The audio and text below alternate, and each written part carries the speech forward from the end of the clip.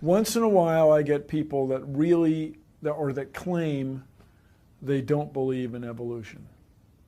And my response generally is, so why not? Really, why not? You guys believe 20 billion years ago there was a big bang where nothing exploded and produced everything. 4.6 billion years ago the earth cooled down, made a hard rocky crust. It rained on the rocks for millions of years, turned them into soup, and the soup came alive 3 billion years ago. Found somebody to marry, and something to eat, of course, and slowly evolved into everything we see today. There are some lies in our science books. Taught it for 15 years. Even though I'm not teaching it anymore, I still like to study. It's so many neat things to learn. We're going to cover some of that tonight. I'm not against science, I'm not against schools, I'm not against teachers, because most of them don't know what they believe. You have to tell them. They teach the kids it all started with a big bang 20 billion years ago. What exploded? This is what the textbooks teach. Before the Big Bang, there was nothing, literally nothing, an infinitesimal nugget of space. And then something happened, triggering the most colossal explosion in history.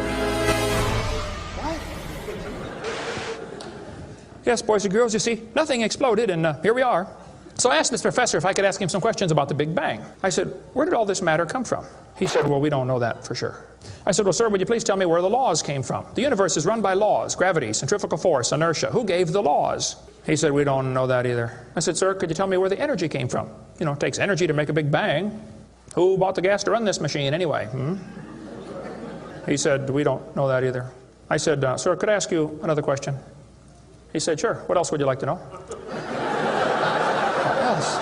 What do you mean else? You haven't told me nothing yet. I said, does Berkeley have a merry-go-round? You see, if a spinning object breaks apart in a frictionless environment, the fragments will all spin the same direction. The professor said, yes, I understand about the conservation of angular momentum. I said, well, good. I'd like to ask you a question then, sir. If the whole universe began as a swirling dot, like you said, why do two planets spin backwards? He said, that's interesting. I said, no, that's more than interesting. It's kind of hard on your Big Bang Theory. Not only that, 6 of the moons are spinning backwards. Why? He said, I don't know. Why do you think they're going backwards? I was hoping he was going to ask that. I said, okay, now, sir, hold it. If I told you that I believe God created the heaven and the earth, like the Bible teaches, you're going to say, and where did God come from?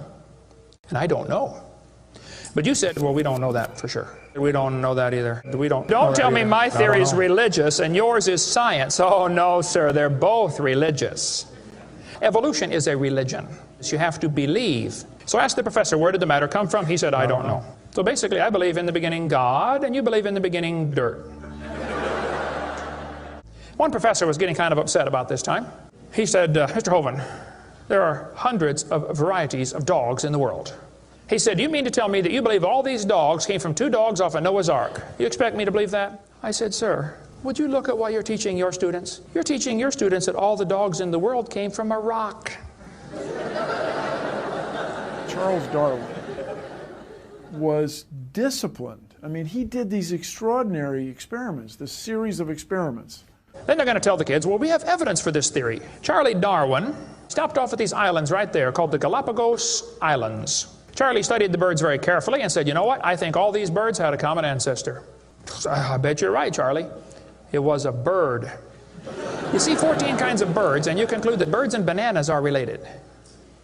Here are these ancient dinosaur bones or fossils. They tell the kids they have evidence of evolution from fossils. I don't think so. If you find a fossil in the dirt, all you know is it died. You don't know that it had any kids. And you sure don't know that it had different kids. You bring in a bone to the judge. Judge, I found this bone in the dirt. This is the ancestor of all the humans today. They would laugh at you. You don't know that that's the ancestor of anybody. And why on earth would you think a bone in the dirt can do something animals today cannot do? They'll say, boys and girls, you have 2 bones in your wrist, radius and ulna. And boys and girls, look at the whale's flipper carefully. Did you know the whale has 2 bones in his flipper? And they're called the radius and the ulna? Same as ours. Wow. Who named them, teacher? The whale? Think about it. I'm here to tell my people it's time to stop believing bull just because tell you bull with a straight look on their face. Evolution say people came from monkeys, and the question is, why is there still monkeys? Is these the retarded monkeys? They didn't turn into people just yet. Even Stephen Gould admitted the absence of fossil evidence for intermediary stages is a persistent and nagging problem for evolution.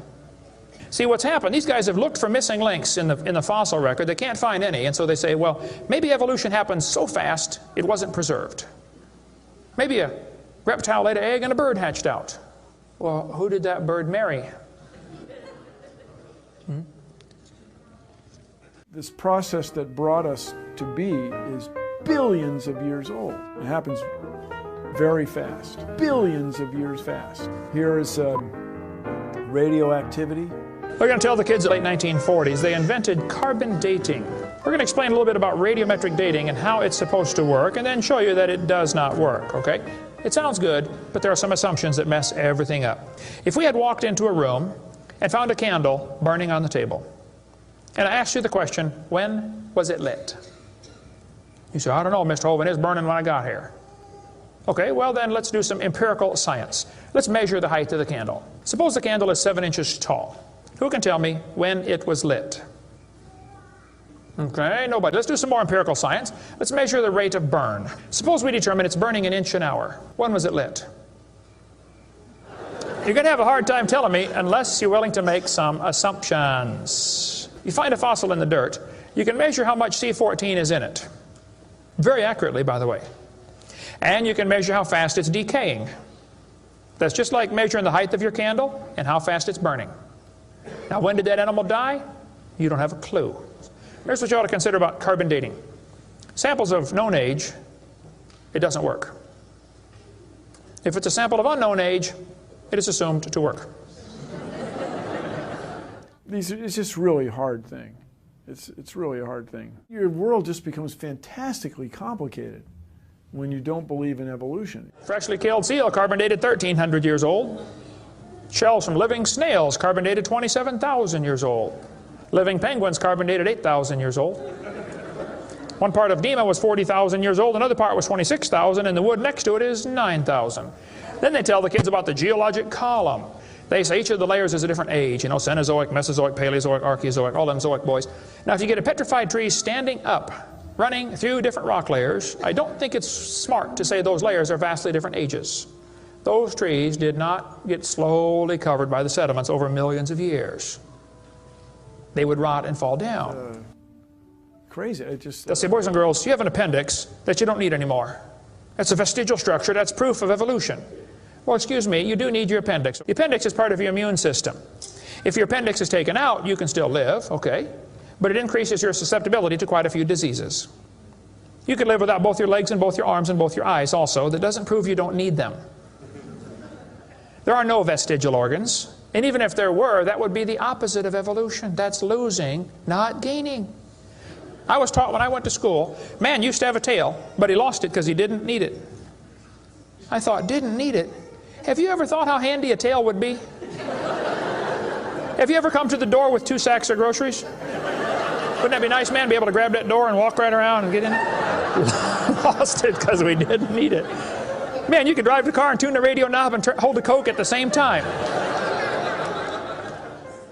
What we're finding is that natural selection seems to be an incredibly important factor in generating new species. Natural selection, the key evolutionary mechanism Darwin identified. The bad designs get eaten by the good ones, and so all you have is good ones. Why is there still monkeys? Natural selection doesn't cause any evolution. It makes sure the bad ones don't survive, but it's not going to change it to something else. That's what evolution is. If you worked in a factory that produced cars, and your job was to check for defects, and you caught every single mistake, and you rejected it, how long would it take that process to change the car to an airplane? You say it'll never change it. That's my point. The students are taught we have evidence from development.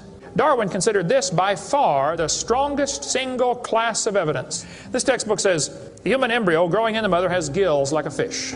Those little folds of skin are not gills. Those little wrinkles under your chin when you're growing up later develop into bones in the ear and glands in the throat. They never have anything to do with breathing. I've seen folks that have 5 or 6 chins and they can't breathe through any of them but the top one. Those are not gill slits. Ernst Haeckel, though, said the turning point in his thinking was when he read Darwin's book. He made huge charts of his posters of his drawings of these embryos and traveled all over Germany and just about by himself converted the Germans to believing in evolution. Haeckel took a drawing of a dog and a human embryo and he changed them to make them look exactly alike. On top are Haeckel's fake drawings, underneath are actual photographs of what he claimed he was drawing a picture of. Now either he's a lousy artist or he's a liar. Well, it turns out he's a liar. He was convicted of fraud by his own university, proven to be a fraud. But guess what? Haeckel's fake drawings are still used in textbooks in your state right now. It's only been proven wrong 125 years ago. I know it takes a while to get textbooks up to date, but that ought to be plenty of time. Adolf Hitler said, "You let me control the textbooks, I'll control the state." Watch this sentence here carefully. Some kid's doing this for homework tonight. Boys and girls, do you think humans are still evolving? Now what kind of question is that? Doesn't that question assume that evolution has happened? What if a kid doesn't believe in evolution? How's he supposed to do his homework tonight? That question does not teach him how to think critically. That teaches him what to think, not how to think. And when the kid gets done with this course, he's going to think he knows how to think. But he doesn't. He knows how to be told what to think. Brainwashing at taxpayer expense. They want to use my tax dollars to teach that to your kids in our schools. If you want to deny evolution, that's fine. But don't make your kids do it, because we need them. And that's where the problem comes in. Okay? If you want to believe in the Big Bang, just enjoy yourself, but keep your religion at home. The Russian atheist astronomer came to America and spoke at one of the universities, and he started off his speech, he said, "Folks, either there is a God or there isn't. Both possibilities are frightening. If there is no God, we're in trouble. We're hurtling through space around the sun right now at 66,000 miles an hour, and nobody's in charge." That's a scary thought. But if God made the world, He owns it. That means He makes the rules. You see, if there is a God, we better find out who He is, and find out what He wants, and do what He says. Malcolm Muggeridge said, "I am convinced the theory of evolution, especially the extent to which it's been applied, will be one of the great jokes in the history books of the future." It's a joke. And it would be a joke if it weren't for the tragic results. How many kids are taught this thing every day and believe it, and it destroys their faith? Find you something to believe in. Whole thing, who do you even pray to? Nobody. Hey, if you died today, where would you go?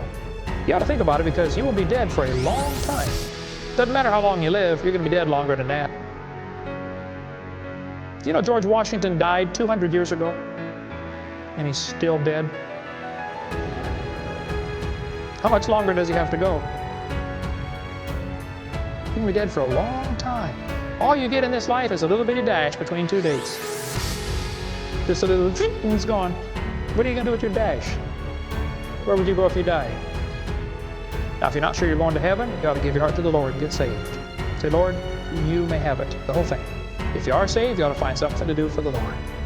And you ought to quit worrying about getting a fancier car and a fancier house and start worrying about who's going to heaven or hell. Maybe God gave you that good job so you can give some money to missionaries, not so you can build a bigger, fancier house. God loves you. God has a plan for your life. And if you don't want it, well, that's your business. But the devil is laughing at you for believing in that. But God loves you, and He wants you to come to heaven. And if you'd like to find out how to go to heaven, come see me. I'll be glad to show you. The Big Bang. Before the Big Bang, there was nothing. Literally nothing. Nothing created everything. The Big Bang is an amazingly difficult thing to wrap your brain around, which isn't surprising. 13.7 billion years ago, we think it was tiny. Nothing, literally nothing, was tiny. And then something happened. Nothing created all the matter we see in the universe today.